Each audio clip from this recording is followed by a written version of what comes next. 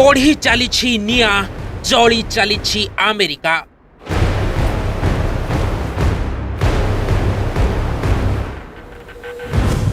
Pounce गदारे परिणत हेलानी सहर।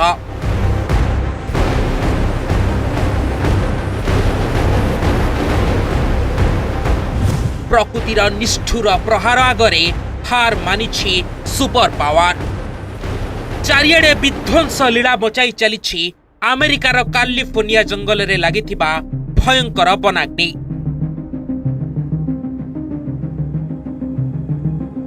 आखि खुशी होइगला परी अट्टालिका विलासपूर्ण होटेल आज सबु पालटि जाइछि पाउंस। अमेरिकार लॉस एंजेलिस सहर तो श्मशानर भ्रम सृष्टि करिछि। सहरर वायुमंडल एते विषाक्त होई गलानी जे निश्वास नेबा मध्य कष्टकर होई पड़िछि। 7 दिन रे लागिथिबा ए प्रलयंकारी नियारे 24 जनकर मृत्यु होई सारिलानी। रिपोर्ट अनुसार रविवार सुधा लॉस एंजेलिस रे प्राय 38,629 एकड़ अंचल जली जाइछि।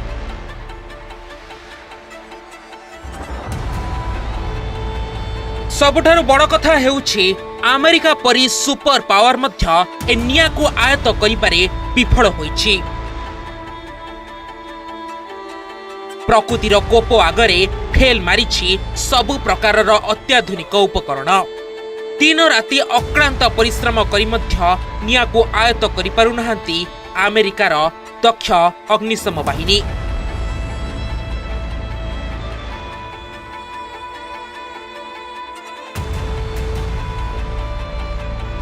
आकाश मार्गरु विमान जोगे पानी और केमिकल मध्य सिंचन करा जाउछि, हेले सबु प्रचेष्टा विफल हो जाउछि। कारण नियारे घिओ ढालिबार काम करुछि 100 किलोमीटर रु अधिक बेगरे पहुथिबा पवन।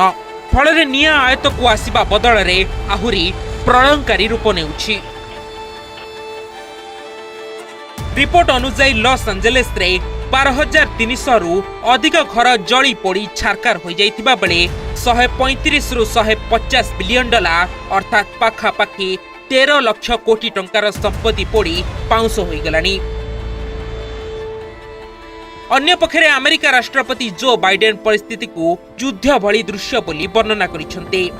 कनाडा, ईरान एवं मेक्सिको मध्य रिलीफ प्रयास रे सहयोग करिबा आरंभ करिसंते।